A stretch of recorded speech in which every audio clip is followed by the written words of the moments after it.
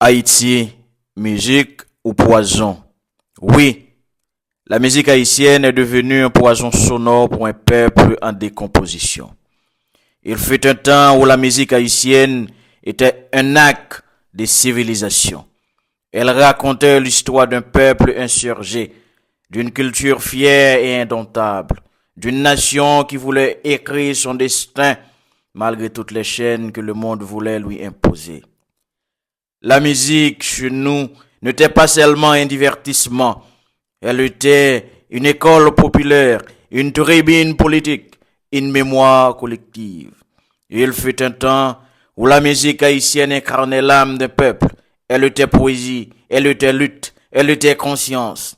Elle portait le cri de liberté, la douleur du quotidien, mais aussi l'espérance d'un avenir meilleur.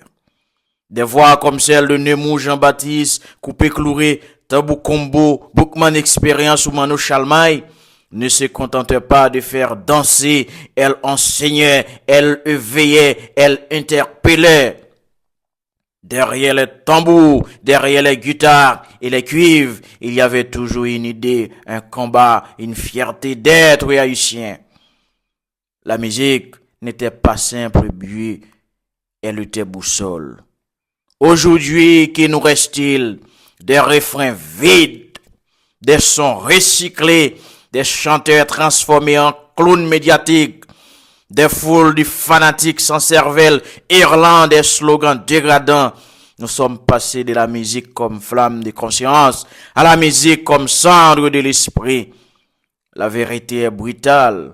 La musique haïtienne contemporaine est le reflet de notre chute collective. Elle ne lève plus, elle abaisse. Elle ne questionne plus, elle endort. Elle n'inspire plus, elle avilit. Au lieu de forger une jeunesse consciente, elle fabrique des armées de danseurs sans mémoire, prisonniers du danger perpétuel qui anesthésie toute capacité de réflexion. Une musique complice de la médiocrité. Quand un peuple ne pense plus, ces artistes devraient lui tendre un miroir. Mais aujourd'hui, au contraire, les artistes haïtiens se font complices de cette descente aux enfers. Ils exploitent la misère culturelle pour vendre du vide. Ils transforment l'art en marchandise, la chanson en fast-food sonore, la scène en cirque, et le peuple réduit à un public passif se laisse intoxiquer. Le fanatisme remplace le jugement, les idoles remplacent le penseur, le vacarme remplace la vérité.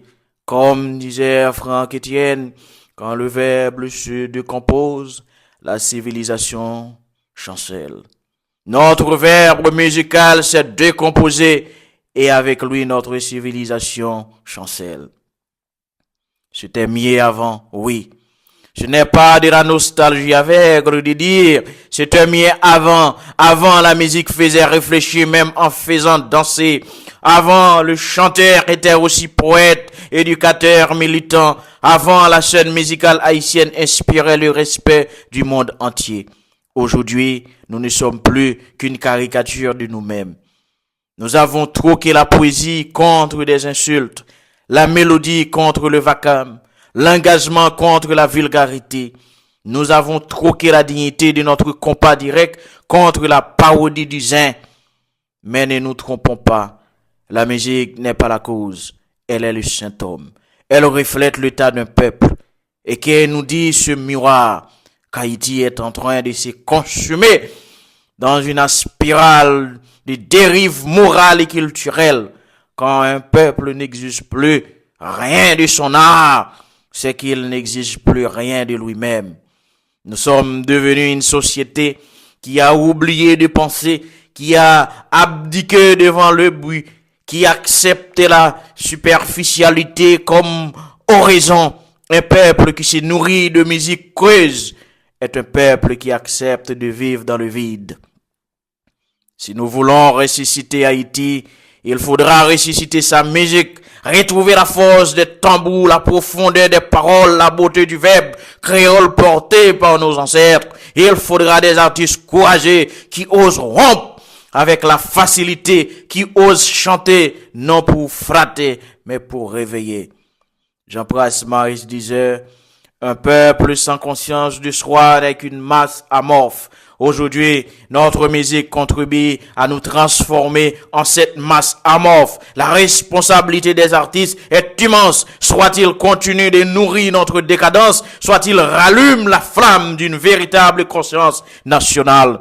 Car au fond, la musique n'est jamais neutre. Elle est soit une âme de libération, soit un poison de domination. Autrefois, elles furent âmes. Aujourd'hui, elle est poison. Demain, qu'en ferons-nous?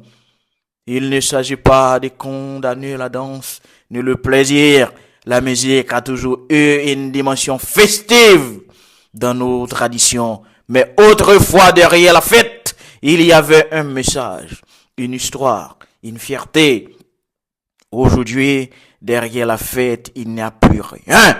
Et c'est bien là, drame. Notre société musicale actuelle reflète l'état de notre société toute entière. Une société en dérive où la superficialité a remplacé la profondeur, où le but a étouffé la pensée.